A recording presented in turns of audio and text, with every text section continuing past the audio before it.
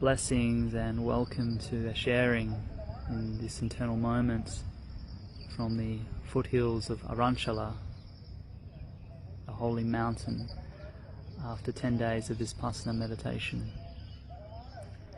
Now, Vipassana is an incredible technique taught first by Buddha 2,500 years ago, and it holds many incredible stories of its transformational abilities.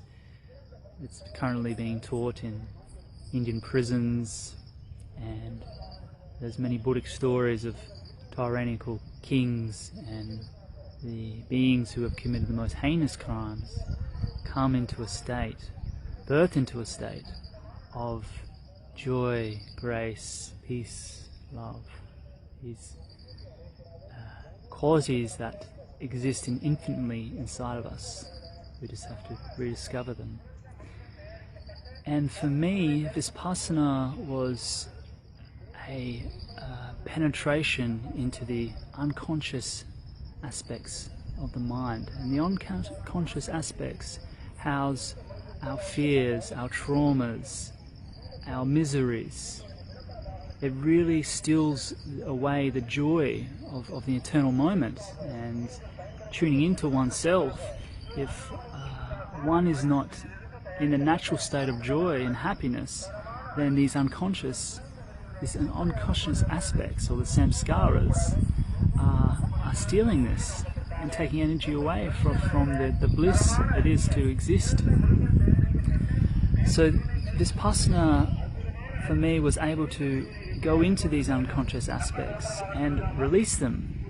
And how we release them is through neutrality, is observing the nature of these thoughts, or the nature of this programming that we've received from maybe karmatic timelines, maybe from television programming, from our parents, from our ancestral lines, wherever it's come from. Observing the sensation that it has on the body and the nature of this thought as it is, just as it is, and not as you think it should be, dissolves it. And this is the state of neutrality, which holds the power of transformation. And going deep within oneself with Vipassana, we realize many truths. And one truth is impermanence, because we start to examine the sensations of the body, and the subtler we go, or the further we go from the more gross sensations to the subtler sensations, we realize that the body is just merely vibrating particles.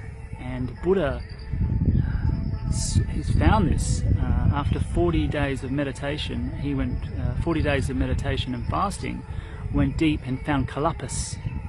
Now, kalpas is the subatomic particle that exists inside of us that every second changes 72 trillion times. 72 trillion times in a second. You are born and you die. And this is the nature of the universe, is the impermanence, that every moment, every eternal moment, there is change, there is shift, particles are moving, they're shifting, they're changing. So this is why there's the great teaching of non-attachment, because what can you attach to that is constantly changing and moving? By attachment, you're trying to stabilize the natural nature of the universe. You're trying to hold this particle from its natural course. So impermanence was an incredible teaching, and coming to the realization that all of creation is simply vibrating particles. This body is simply a vibrating everything is vibrating sound, and as everything is vibrating particles, this goes with scientific discoveries of everything is 97% empty space, and the law of entanglement, which is particles are connected infinitely in time and space, and as one particle changes, it simultaneously changes in another. And this describes, through internal inquiry, the laws of how, I guess, we're all connected. Because you take away that 90% and empty space, there is just one big quantum soup held together. So this is some profound insights from simply observing oneself through Vipassana. And another amazing feat of this kalpas, the particle that's changing 72 trillion times in a second, is that if we're able to hold awareness, this is what Buddha did. He was able to hold awareness to this particle. Holding awareness to the particle is like a key to influencing the natural world if it's God's grace.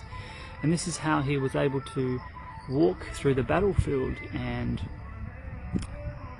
change the course that the battle would stop. Holding neutrality, having awareness to this particle, and holding love. This particle, because it's changing so rapidly in all of creation, holding awareness to it and holding love, then the overwhelming feeling and the fact that we're all connected would influence the natural world. I think I've spoken enough. So I will definitely recommend Vipassana to anyone. It's an incredible technique, and it's brought so much joy back to my life. So love and blessings.